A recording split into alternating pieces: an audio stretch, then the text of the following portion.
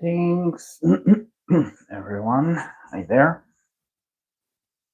So I decided to make some lives on very personal topics on this channel. Might be interesting to some of my followers, I thought. And yeah, I assume many people would be afraid of, doing lives on those topics because of lack of information, because they might fear that it might maybe harm their case. So mostly I think it's around ignorance based on fears, and I don't like fear. I don't like making decisions based on the energy of fear. So I just told myself, okay, let's do this. Uh, those who like sci-fi literature and those who know the Dune, there's a famous litany of fear, yeah, in the Dune series by Frank Herbert, an American writer. And the opening line of that litany is like a prayer, yeah. The opening line of that litany is, "Fear is the mind killer," and I love it. I love it. When we uh, make our thinking fear-based, we kill our minds because fear is something profound, something that predates our big part of uh, brain, yeah, evolutionary, in terms of evolution. We have this neocortex, which is huge, yes, that external part of the brain. And fear is something that's there also for other mammals, for even reptilians, yeah, and reptiles. I mean, and yeah, so it's something ancient, something big, something powerful, something that controls our behavior. But as conscious human beings, we can choose other energies. So that's why, yeah. And the litany of fear says, "Fear is the mind killer. I shall not fear." Hi, Luki. Luki asks, "Can I join the live?" Sure. Do you know how to do it technically? Because this is YouTube. I know you can just send me a request on TikTok and I can accept it. How about YouTube? I think we should start it together or something, right? No. So I think when I go live, I need to click something, and then you could join me.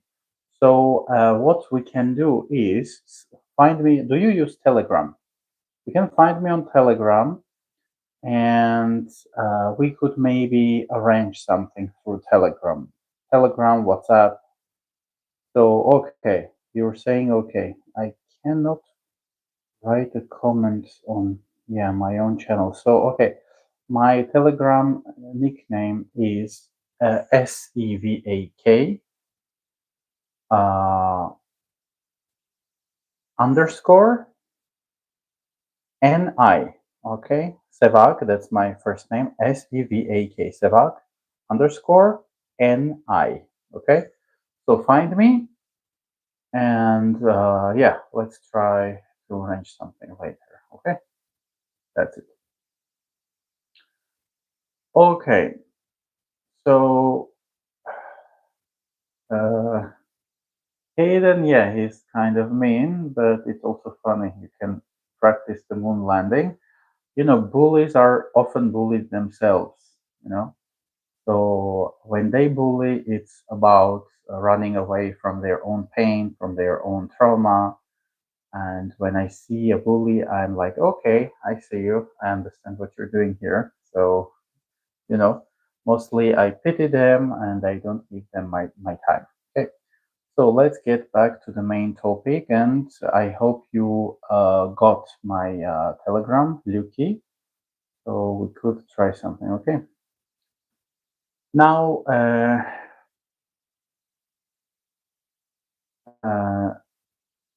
let's continue. Yeah. I came to the US last year, by the end of the last year. and I've been here for 2 months. Okay. Uh, so okay, we could, but it's just jokes. I could easily, remove Caden, block him from the channel. So let's give him a little more time. If he continues to be mean, I can just block him, but it doesn't bother me much. And it's just probably a teen who has been laughed at and bullied, and maybe his parents were very mean to him. That's why I'm like, okay, I think I understand where his insecurity is coming from.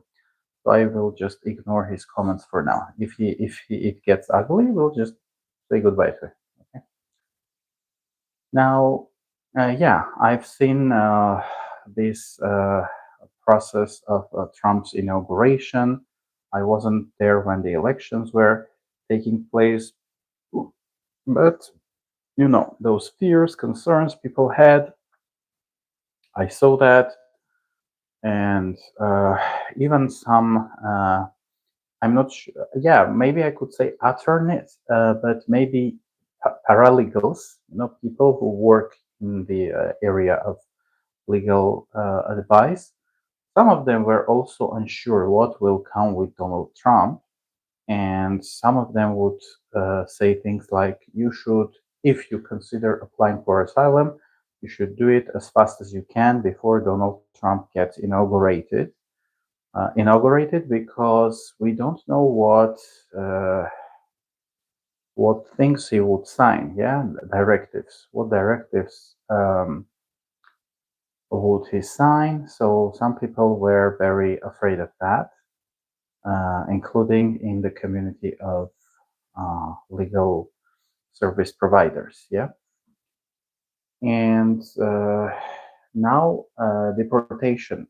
Uh, I'm not working in that area. Okay, I just am an asylum applicant myself, so I just know a few things on my own. Okay, so uh, mm, let's just continue with the following. I think there is a lot of again lots of stereotypes, lack of information and knowledge on deportations and maybe also asylum. But first, I'll talk about probably deportation, what I understand on my own. Okay. Uh, the Republicans are stating that they were after undocumented. Oh, first, they were saying illegal, yeah, illegal immigrants, people who are in the United States illegally. What groups of people does that involve? Okay, so one group of people, illegals,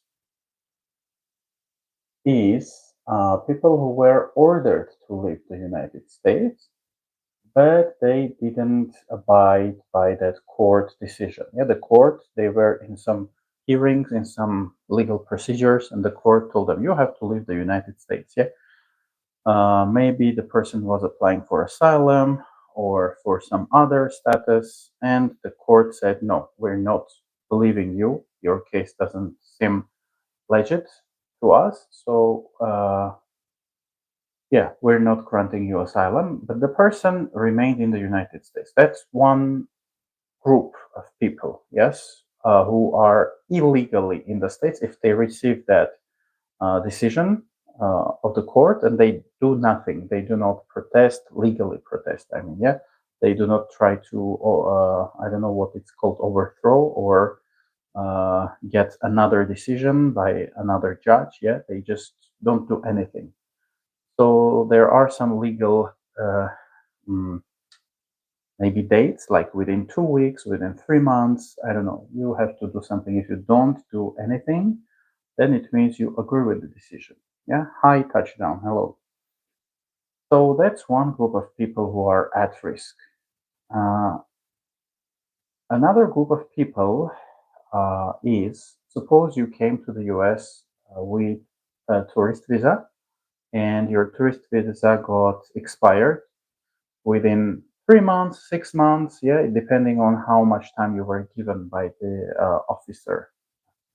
Uh, Normally, it is 6 months, but it depends. Um, there is a thing called I-94. If you type I-94 online, you can have a look at your own uh, uh, dates, yeah, date of arrival, and how much time you are given to stay in the US. Yes, you are allowed to stay. So if you don't follow that, if you stay in the States after your time is up, and you don't apply for any other type of visa, you don't do anything legally, you just live on your own, then you're undocumented also. Yeah. Not just undocumented, you are illegally in the United States. I think that would be better to say. You are illegally in the US. Oh, okay. It's not someone new. I think it's Adam sending hearts. Okay. So, yeah, that's another group of people, yes, who are illegally in the United States. They did nothing. Uh, we heard of some cases like I mean, people living in the US, maybe even outside. There were some stories of, for instance, there was a story of a grandma, mother, and grandkids who were arrested um, or detained. I'm not sure legally what was done to them because they spoke Spanish at stores. To be honest, I tried to verify that information. I asked Google, is it true that this story happened? And there was a fact checking website, and it said there was no evidence. So one reason could be, for the lack of evidence, it could be that the story was false. Another thing could be maybe people were afraid of giving their details, and so there isn't much information. That's why we don't know much about this story. So I'm not sure which one is correct, but when you don't have enough evidence and facts, you shouldn't trust, that story much. There was another story with a war veteran. Uh, they say he was detained, and I saw this also on TikTok. Yeah, there were videos, and maybe this news is legit, this news piece, because it got more coverage. So if you give me 1 minute, maybe I can, yeah, try ask Google right now. Okay, I'll be back.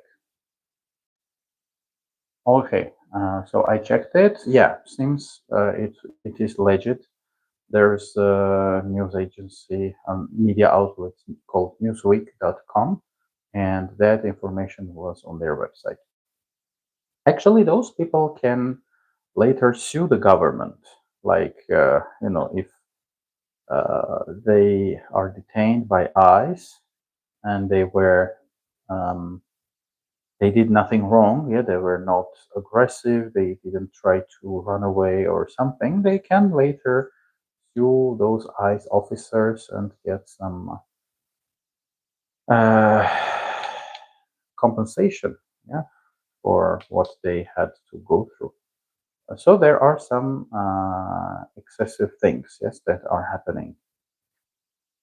Um, Logically speaking, I think I could maybe try to understand them, but it doesn't mean I justify what they do. I think I just understand the mechanics behind it. I think they were just given orders from above, like we need to detain this much people on a monthly basis. And they are after numbers. They detain, let's say, a few hundred people every day. And in their department, they put the tick, and it's like, okay, we did it. Yes, this number of people were detained. And we don't care about the rest because our order is to detain this much people. I just assume maybe this is how it works when they detain many people, and later it turns out that some of those people were citizens. And also, probably they are like, even if, let's say, 3 out of 10 are of the detained people are undocumented and illegal migrants, then we did our job. Yeah? So, yeah. To be honest, technically or legally speaking, I'm not sure Oh, thank you for the like to that person who sent me that like. I'm not sure that every undocumented person is undocumented immigrant is an illegal one. So there are some things like as an asylum applicant, for example, might be also technically considered undocumented because you were here in the United States with a visa, and the moment you apply for asylum, your visa is null. Yeah, it's nullified. So you could be considered undocumented but legal because you entered the country legally. Yeah, and you applied for your asylum within 1 year. That's one thing which is also important. Yes, you have to apply for asylum within 1 year. And just to be clear, I neither encourage nor discourage people to apply for asylum. It's something very personal. And if you fear persecution, then maybe it is right for you. But it's up to you to decide. Yes, every person decides on their own. So, yeah. Yeah, that's deportations. And there are some people who have been deported. Now ICE has more control over those processes. They can have their own hearings. Like sometimes people can have court dates, but ICE can detain those people and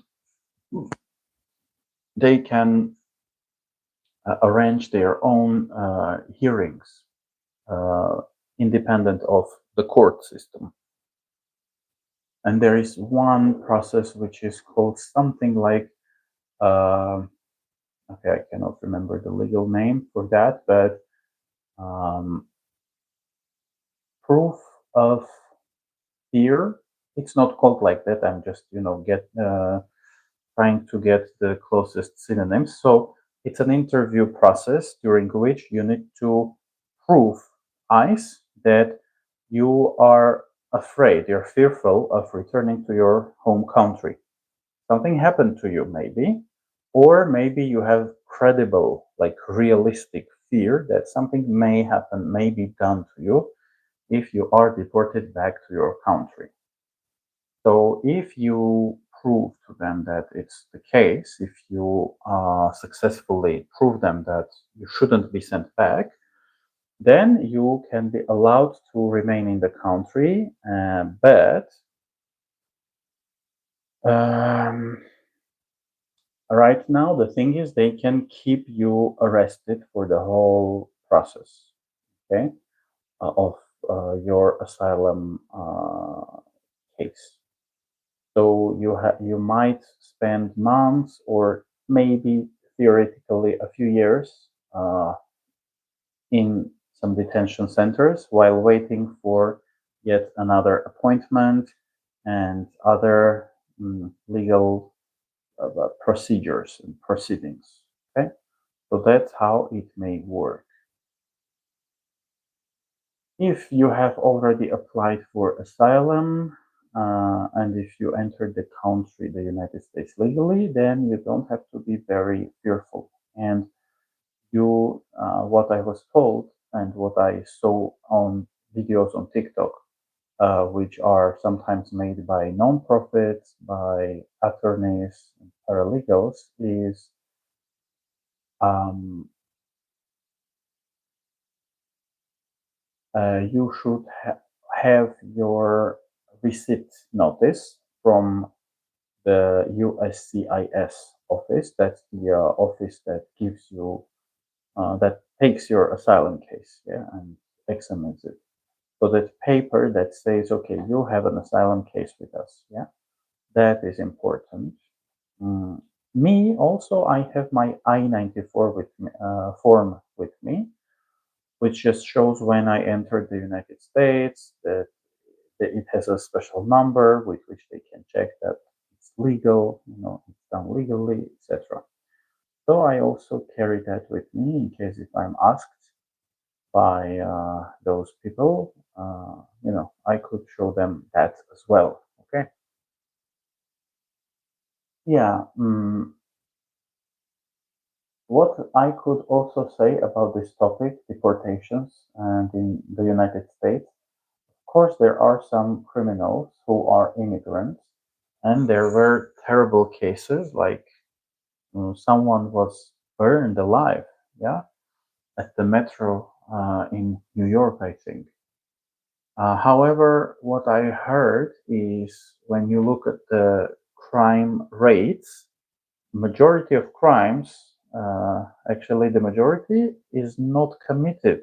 The majority of crimes, I mean, is not committed by immigrants. That's the thing.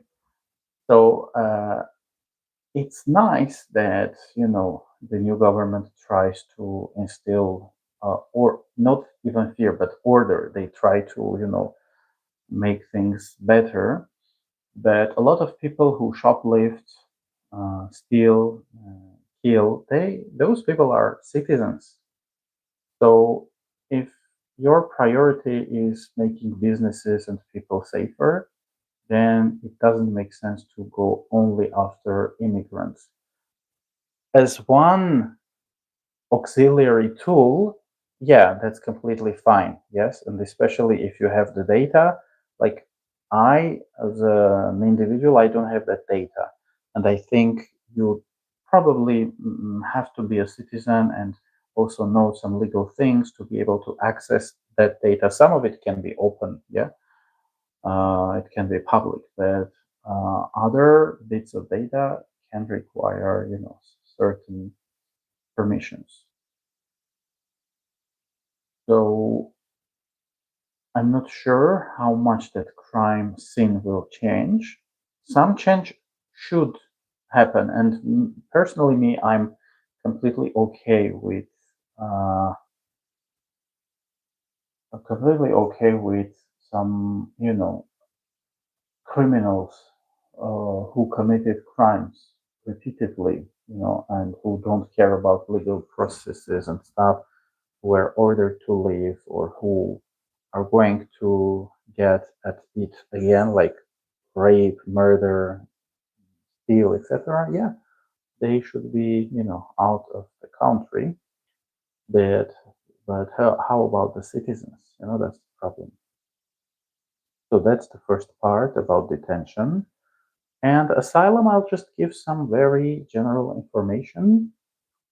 Again, I'll just repeat myself. I neither encourage nor discourage people to do this. Yeah.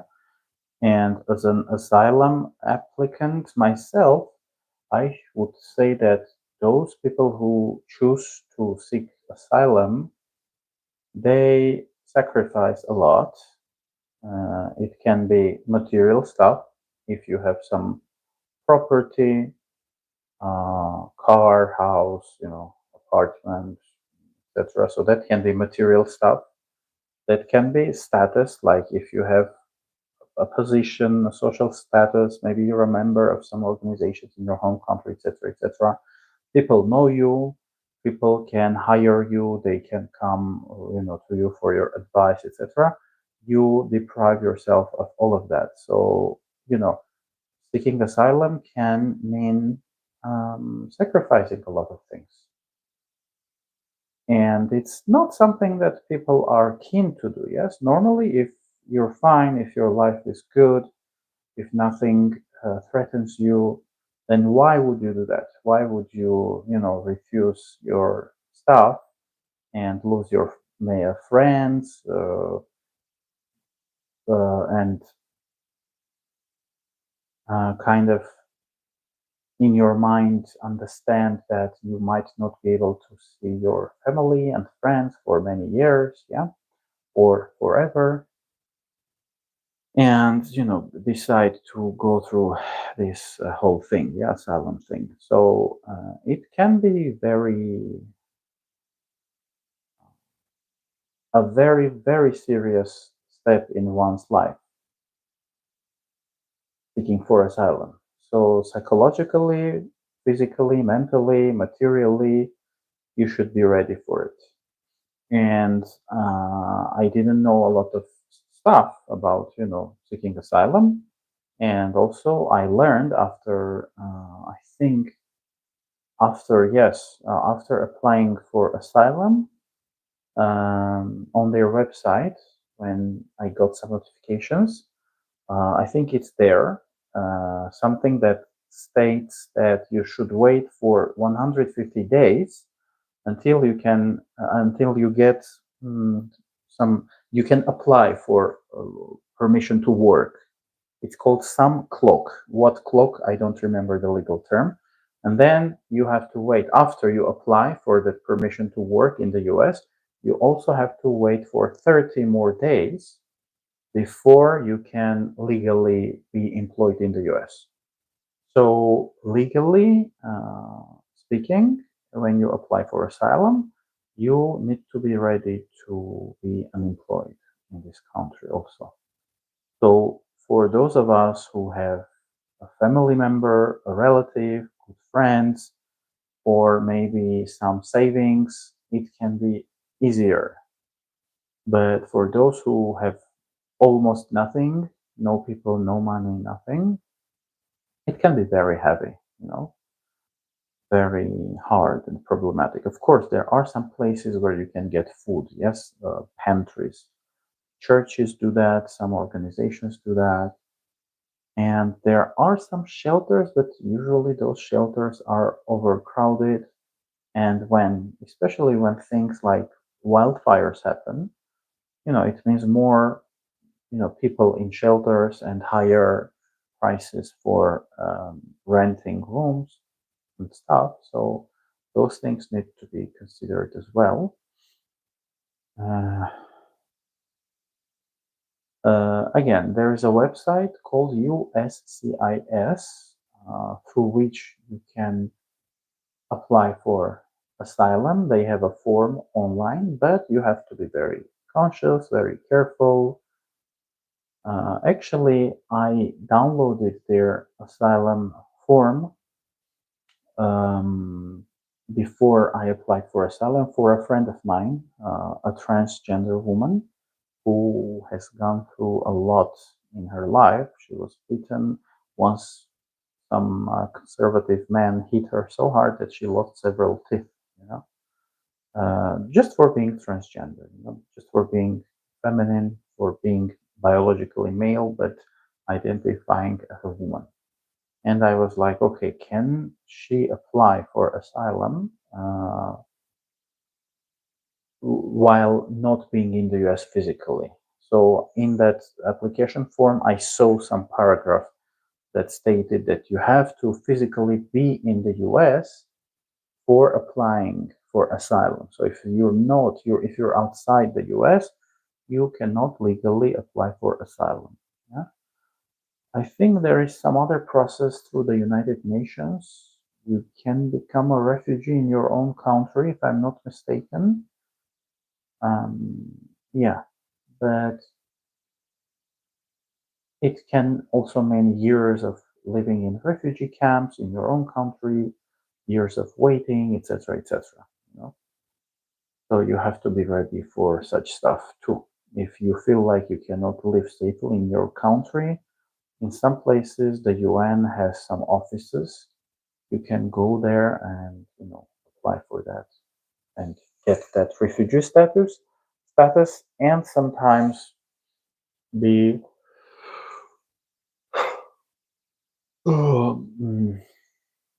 what is it called? Be transported maybe to another country, but before getting to that point of being transported, you may have to live in those asylum camps, refugee camps for several years. Yeah, I think that's it. I think I told you everything I know about asylum. Um, yeah, and me personally, it's my second month, yes, of asylum application. So I still have to wait for 3 more months, and then I will be able to apply for a job permit and legally work in the United States. I'm not sure, but I think one other group of people who might be under the danger of being deported is legal uh, tourists who have broken some law, and your tourist visa doesn't allow you to work in the US. Yeah. So if you work somewhere as a tourist, I'm not a lawyer, I'm not a paralegal. You should verify this information, but it's my understanding. Yeah. I think right now they can uh, tell you that once if you're caught somewhere, yes, working at a store or somewhere with your tourist visa, that can also be a basis for you to be deported, if I get it right, because you technically broke uh, the law. Yes, with a tourist visa, you were working somewhere. This is not legal advice, so always you need to talk to a professional, and I'm not one. Yeah, I'm just an individual who is, using their brain and asking questions to Google and ChatGPT, etc., etc. So I think there is a group of population who is too afraid of the processes that are going on right now. Of course, no one is safe. No one is. Uh, no one should be like, okay, it's not about me. When you think like that, it's not gonna touch me. Sometimes things turn ugly. Okay, so you should be, prepared for anything. But I think, again, based on my judgment, I think legal immigrants who apply for asylum or whose documents are fine, they probably should not fear anything, uh, unless maybe they come from certain countries. But because, as far as I understand, there is some, I don't know, shall I call it racism or what, but it seems that citizens of certain countries, especially Latin America, are more targeted, as far as I can tell. This is just my judgment, which is based on some superficial things that I observe. Okay, I have no data. I do not claim this to be 100% true. This is my impression. Okay? Yeah, I hope this live will be useful for some people. Yeah, take care. Thank you, and see you soon. Okay, bye bye.